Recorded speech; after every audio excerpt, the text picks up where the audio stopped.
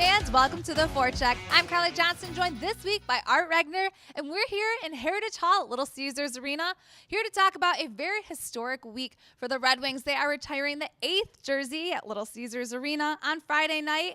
Mr. Red Kelly, number 4, a defenseman who played for the Red Wings, won 4 Stanley Cups, not just with the Red Wings, but he's also won 4 Stanley Cups with the Toronto Maple Leafs, who we are playing on Friday night. Right. I guess it's no coincidence that the Leafs are going to be in town when they retire Red Kelly's number, whom, by the way, his number's retired already by Toronto.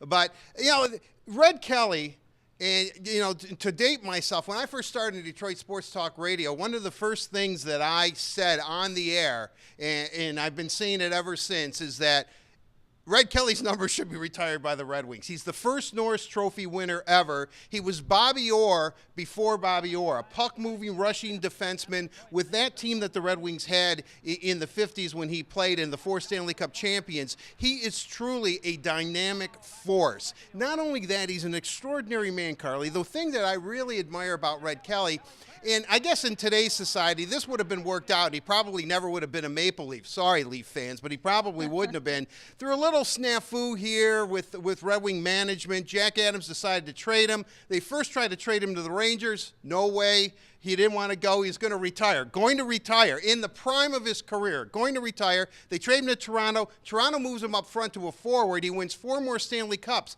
But he also becomes a member of the Canadian Parliament. So during the day, he's in Ottawa legislating, and then at night, he's playing for the Maple Leafs. So, just a long overdue, one of the greatest players of all time. And as I said, and this is really a compliment coming from me because I loved Bobby Orr, is that he was Bobby Orr before Bobby Orr. He revolutionized the game in his own way, so I think it's going to be great. And then, of course, the building's going to be full because the Leafs are here, and to have both fan bases paying homage to this great man is truly, and I've got to compliment the Red Wings for doing it with Toronto in town. I think it's just absolutely wonderful. An outstanding man and an outstanding hockey player. We are looking forward to honoring him Friday night against the Maple Leafs. Fans, make sure you are in your seats at 7 p.m. because that is when the ceremony will begin. So, jersey retirement ceremony. It's going to be a big night at Little Caesars Arena. You won't want to miss it.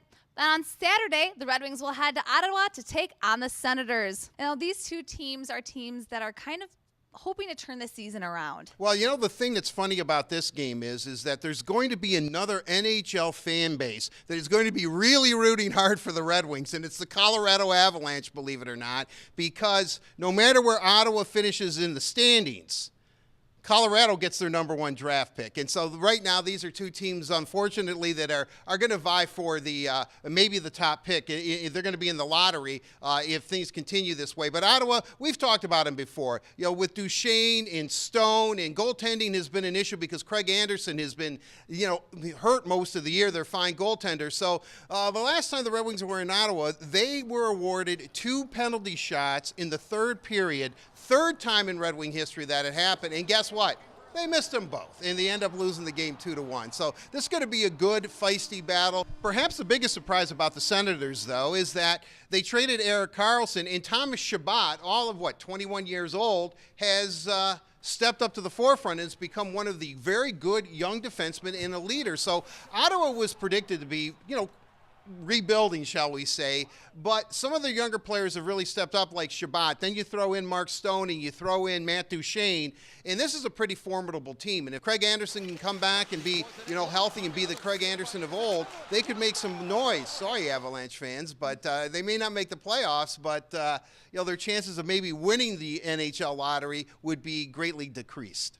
Each week on the Forecheck, we like to highlight a prospect in the Red Wings organization. So, Art, who's it going to be this week? Well, this week we're going to take a look at Union College's Jack Adams. Jack Adams was a 6th-round draft pick by the Red Wings in 2017. He had a personal tragedy this year where his elder brother, who won a national championship for Providence, Rue, died suddenly, and Jack has rebounded. He leads the Dutchman in game-winning goals. He's a big kid, and he's somebody who at last development camp, and remember, college kids can only go to development camp. They can't go to the prospects tournament, and they can't go to training camp because of NCAA rules. So Jack Adams is somebody who's big, he's strong, he's a right winger.